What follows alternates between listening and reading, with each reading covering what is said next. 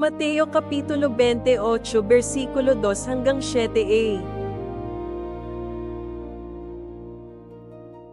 Masdan ito, may malakas na lindol, dahil bumaba mula langit ang anghel ng Panginoon, dumating at ginulong ang bato at naupo sa ibabaw nito. Ang kanyang anyo ay katulad ng kidlat at ang kanyang kasuotan ay kasing puti ng nyebe.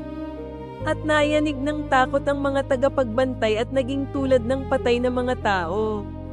Kinausap ng anghel ang mga babae at sinabi sa kanila, "Huwag kayong matakot, dahil alam kong hinanap ninyo si Jesus na ipinako sa krus. Wala na siya dito, ngunit bumangon na katulad ng kanyang sinabi. Halika kayo tingnan ang lugar na hinimlayan ng Panginoon. Pumunta kayo kaagad at sabihin sa kanyang mga alagad, siya ay bumangon na mula sa mga patay."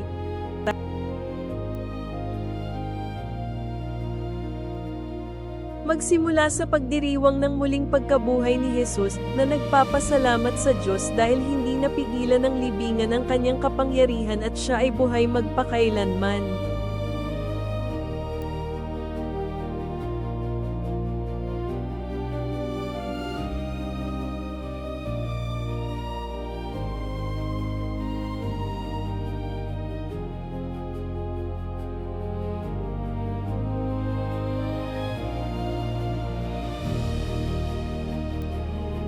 Ipagdiwang ang tagumpay ni Kristo laban sa kasalanan at kamatayan, na pinupuri ang Diyos dahil sa pamamagitan ng kanyang muling pagkabuhay ay binigyan ka ng bagong buhay.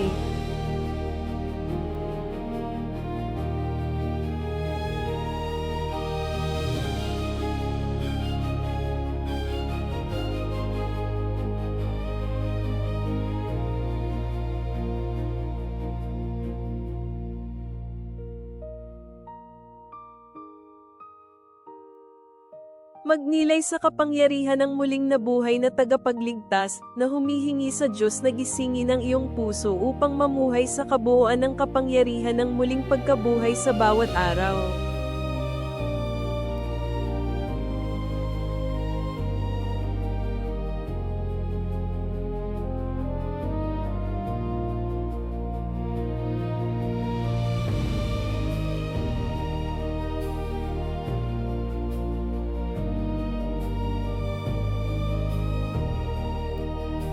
Tanggapin ang pag-asa ng buhay na walang hanggan, na nagtitiwala na dahil buhay si Jesus, ikaw rin ay mabubuhay at maglalakad sa panibagong buhay.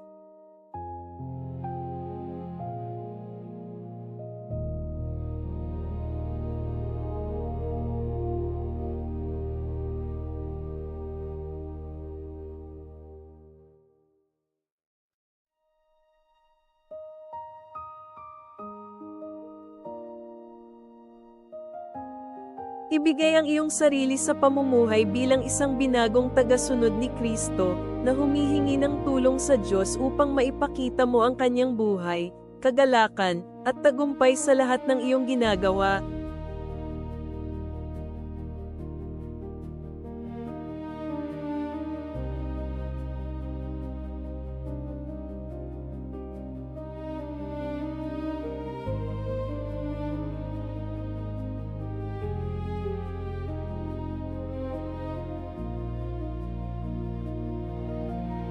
Ama sa langit, kami ay lumalapit sa iyo ng may kagalakan at pasasalamat, na nagdiriwang sa maluwalhating muling pagkabuhay ni Jesu Kristo, ang aming nabuhay na tagapagligtas at hari.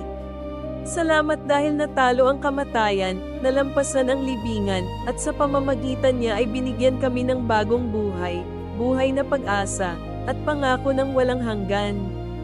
Punuin ang aming mga puso ng kapangyarihan ng muling pagkabuhay, upang kami ay makalakad sa tagumpay laban sa kasalanan, na bago sa espiritu, at buhay sa iyong presensya sa bawat araw. Tulungan kaming mamuhay ng matapang at tapat, na sumasalamin sa liwanag, kagalakan, at katotohanan ng nabuhay na Kristo sa mundo sa aming paligid. Naway ipahayag ng aming buhay na buhay si Jesus, at naway hindi namin mawala ang pagkamangha at kapangyarihan ng katotohanan iyon, sa kanyang makapangyarihang pangalan. Amen.